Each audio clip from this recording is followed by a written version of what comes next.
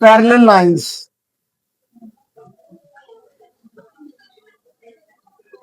देखिए जी, two lines are parallel if they have same slope. अगर उनकी स्लोप सेम होगी तो लाइंस पैरेलल होंगी। उनको हम इस तरह भी शो करते हैं और इस तरह भी शो करते हैं, ठीक है। पैरेलल लाइंस हैं, सेम स्लोप्स हैं, m1 is equal to m2।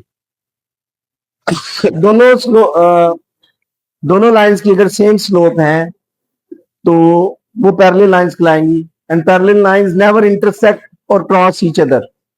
Parallel line कभी भी मिलेंगी नहीं, ये सिचुएशन नहीं आएगी उनकी कभी, ठीक है। ये सिचुएशन होगी टू लाइंस की same slope, m1 is equal to m2।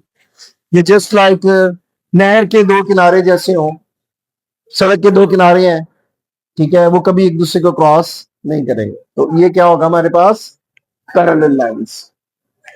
Then है perpendicular lines.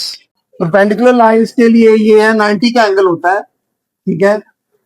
To lines are perpendicular if their slopes are negative reciprocal of each other.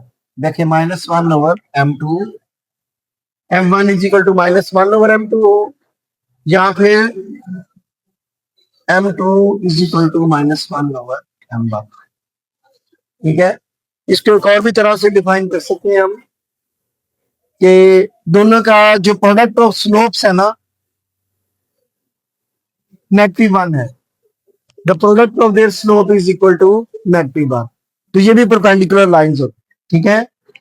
अगर हम दो स्लोप्स को आपस में मल्टीप्लाई करते हैं और उनका आंसर -1 आता है तो हम कहेंगे कि वो दोनों स्लोप्स क्या हैं, परपेंडिकुलर हैं।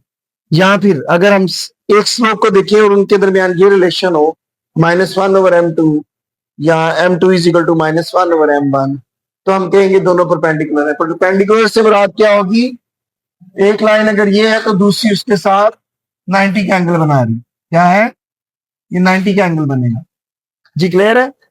परपेंडिकुलर से मुराद क्या है कि 90 का एंगल है दोनों के दरमियान जहां भी वो इंटरसेक्ट कर रही है। तो उनकी स्लोप्स क्या हो जाएंगी, inverse reciprocal, negative reciprocal of each other, ठीक है। ये भी -1 है स्लोप्स का। Product of their slope is equal to -1। तो ये हमारे पास